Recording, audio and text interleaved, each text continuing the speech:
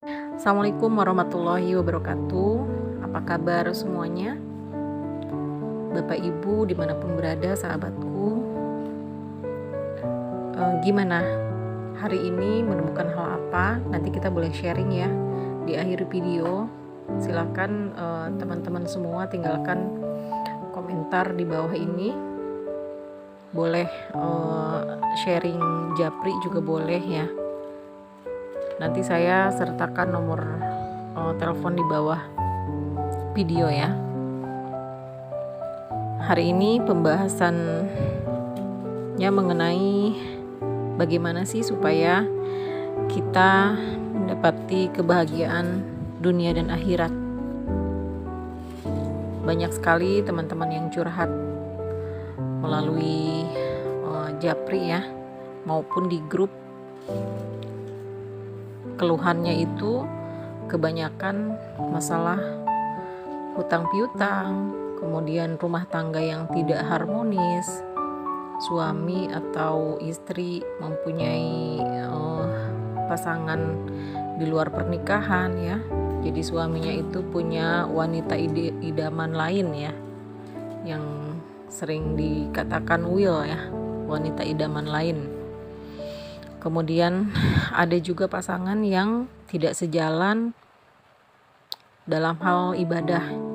Jadi istrinya riado, kemudian suaminya susah sekali untuk diajak ibadah bersama ya. Di dalam hidup ini memang kompleks, tidak ada yang sempurna. Namun kita sebagai manusia ingin sekali mendapatkan kesempurnaan itu. Kesempurnaan itu hanya milik Allah. Dan kita sebagai manusia fokusnya berusaha memantaskan diri untuk upaya kita dapat meraih ridhonya Allah. Karena kalau Allah sudah ridho, apapun yang kita mau, bahkan hal apapun, salah satu bentuk doa, walaupun masih doa itu belum terucap ya, masih ada di dalam hati, tapi Allah kabulkan. Banyak sekali yang seperti itu ya. Beberapa teman riado juga banyak yang mengalami keajaiban-keajaiban setelah mengikuti bimbingan riado.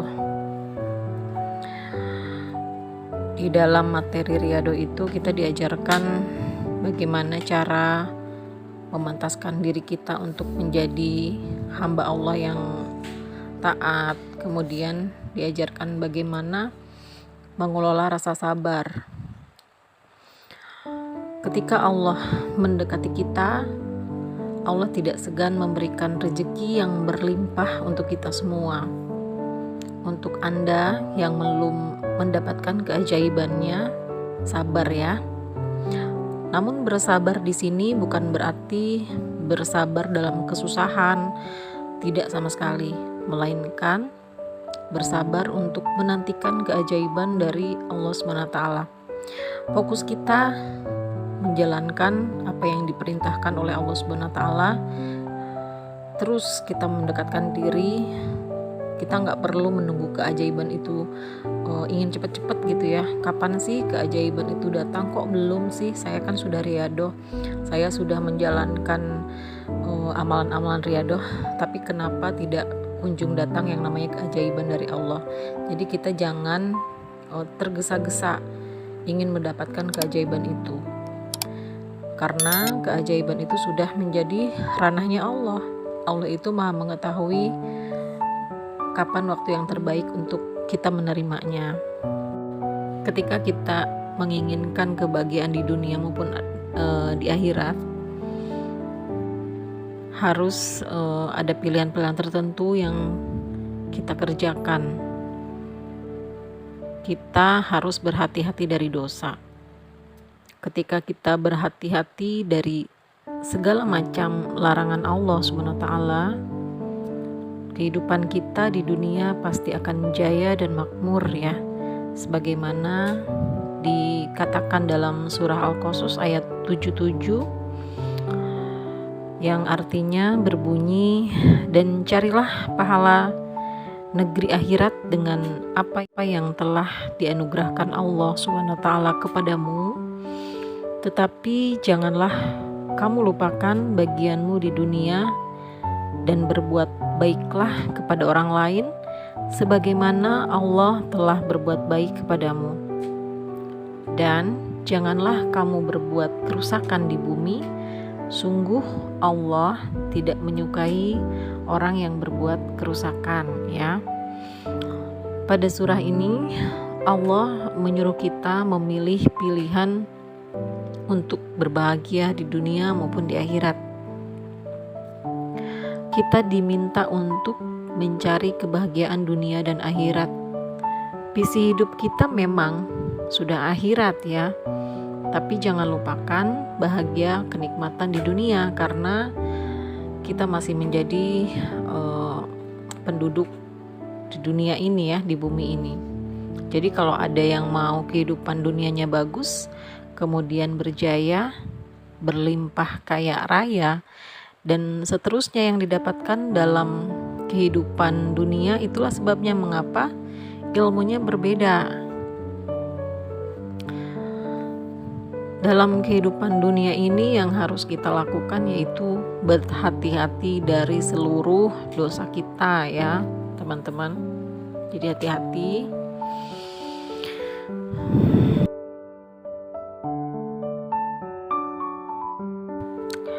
Di dalam kehidupan dunia ini kita sebagai manusia harus berhati-hati dari seluruh dosa kita, ya. Karena setiap dosa akan dibalas di dunia maupun di akhirat. Karena kita sudah memilih menjadi orang mukmin, berhati-hatilah agar tidak durhaka kepada kedua orang tua, suuzon, atau buruk sangka kepada orang lain. Hal-hal seperti ini nanti akan Allah balas dalam kehidupan dunia. Untuk itu tidak ada pilihan bagi kita. Kalau hidup mau enak, mau nikmati dunia, berhati-hatilah atas perbuatan kita di dunia, ya. Kemudian Allah juga membuka hal ini dalam Al-Quran surah Al-Qasas ayat 77. Kalau Anda mau hidup enak di dunia, kata Allah, berbuat baiklah kepada orang lain sebagaimana Allah telah berbuat baik kepadamu, dan jangan berbuat kerusakan di muka bumi. Kerusakan di mana? Kerusakan di pikiran kita, di perasaan, dan di spiritual. Allah membuat hukuman untuk mereka yang membuat kerusakan di bumi, sebagaimana tertuang dalam surah Al-Qasas, ya, ayat 77. Apa janji Allah terhadap orang-orang yang memilih bahagia di dunia maupun bahagia di akhirat? Allah akan menjanjikan mereka ini mulia, kaya raya di muka bumi. Apabila kita ditanya, tentu kita pengen bahagia di dunia maupun di akhirat, ya. Robbana atina fid dunya hasanah wa fil akhirati hasanah wa qina azabannar. Ya, jadi meminta keselamatan di dunia maupun di akhirat, dan kita tentunya ingin sekali bahagia di dunia maupun di akhirat. Konsep dasar ketaatan kepada Allah itu menjauhkan segala larangannya dan menjalankan segala perintahnya. Jadi hidup ini dibuat sesimpel mungkin, Bapak Ibu. Kita menjauhi larangan Allah, kemudian kita menjalankan segala perintahnya, ya. Kalau misalnya kita jadi orang baik, insya Allah hidup kita tenang, tidak punya musuh. Kemudian kita juga tidak manipulatif, kita tidak berbohong. Pokoknya hidup kita akan tenang. Nah, kenapa banyak yang terjerumus dalam dosa? Ketika dipelajari lebih dalam, ternyata memang masalah-masalah yang ada saat ini seperti banyaknya hutang, kemudian berbagai macam ujian, ya, yang kita sedang jalani, itu semata-mata juga karena dosa kita. Banyak sekali jamaah riyadu yang sharing mengenai keluhan-keluhan kehidupan ya, masalah hutang, kemudian berbagai problema, dia berjuang sendiri gitu ya, kemudian sama pasangan juga dikhianati, sakit yang bertubi-tubi. Nah, di sini kita ambil sisi baiknya, prasangka baiknya sama Allah itu, jika rasa sakitnya yang luar biasa, insya Allah Allah akan memberikan hadiah yang luar biasa setelahnya. Jadi teman-teman jangan down ketika kita dihadapkan dengan berbagai masalah, berbagai ujian. Itu bukan berarti Allah gak sayang, tapi Allah itu menguatkan hati kita, mental kita. Kita tuh jadi dibenturkan dulu sebelum kita terbentuk menjadi lebih baik ya. Semua masalah terjadi pasti ada hikmahnya. Dan di mana titik balik kita? Saat kita mau kembali sama Allah Subhanahu wa taala, kembali sepenuhnya kepada Allah Subhanahu wa taala. Kembali di sini dalam arti kita melakukan riyadoh ya, mendekatkan diri kepada Allah, perbanyak mohon ampunnya sama Allah gitu. Kenapa sih kok masalah bertubi-tubi, hutang banyak di mana-mana nggak kunjung selesai, sudah berusaha semaksimal mungkin, tapi kok kenapa hidupnya begini-begini aja, tidak ada perubahan. Yuk coba evaluasi, cek dulu semuanya, perbaiki dari awal. Kayak perbaiki wudhu kita, sholat kita jangan tergesa-gesa, kemudian berdoa juga jangan tergesa-gesa. Jika kita sudah evaluasi semuanya yang ada di dalam diri kita, ibadah kita, kemudian cek, masihkah kita suka gibah, menyakiti orang lain, masihkah ada sifat-sifat manipulatif. Nah, itu juga menjadi sebab lunturnya pahala ya yang selama ini kita kerjakan. Jadi luangkan waktu teman-teman semua untuk bisa merenung ya, evaluasi diri setiap hari. Apa sih penyebab kita terjerumus ke dalam masalah yang besar gitu ya, terperangkap dalam masalah yang begitu besar gitu, seolah tuh jalan tuh kayak sudah buntu, jadi sudah gelap gitu, rasanya tuh nggak ada titik temu, tidak ada titik terang. Coba evaluasi dulu semuanya. Ketika semuanya sudah kita perbaiki, terutama ibadah ya, karena kalau kita memperbaiki ibadah itu secara langsung kita sedang memperbaiki seluruh kehidupan kita. Jika semua itu sudah kita perbaiki, coba kita juga perbaiki hubungan dengan sesama manusia. Dan kalau mau semuanya berjalan dengan baik, coba deh diinget-inget dulu siapa sih orang yang pernah kita sakitin. Apakah orang tua, apakah saudara, atau apakah teman-teman. Jadi untuk mencapai kesempurnaan hidup itu, kita juga harus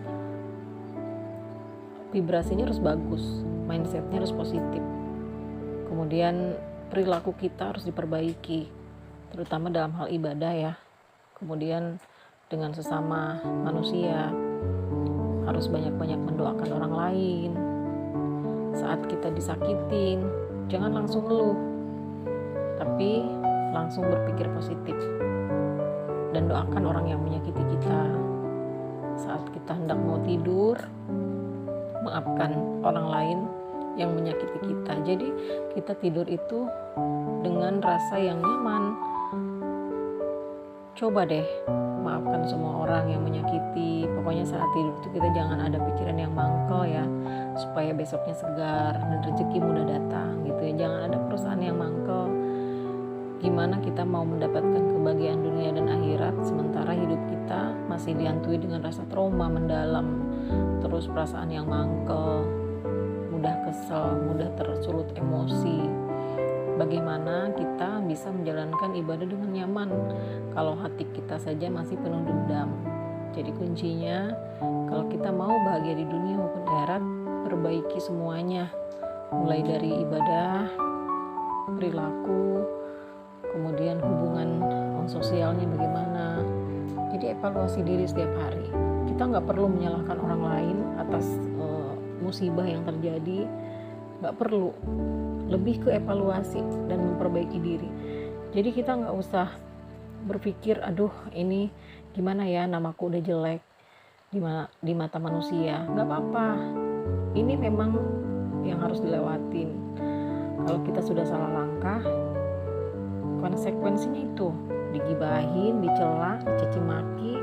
Saat kita punya hutang yang menggunung dan tidak bisa bayar, pasti kemungkinan ditagih, diteror, dimaki-maki, dicaci maki itu ada.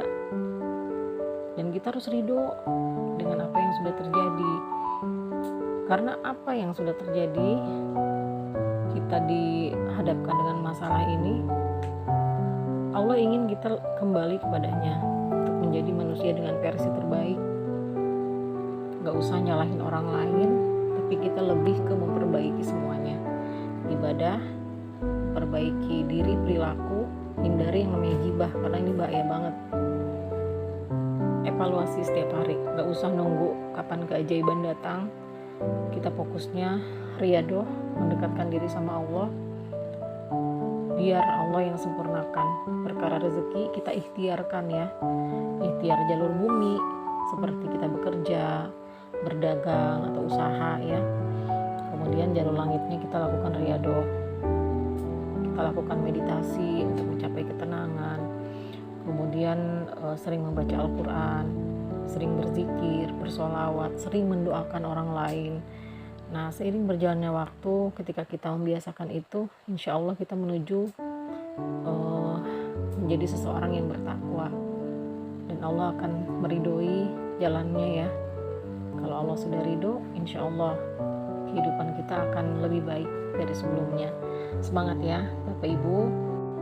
Mari kita evaluasi diri setiap hari, memperbaiki semuanya. Tidak ada kata terlambat untuk menjadi lebih baik lagi. Assalamualaikum warahmatullahi wabarakatuh.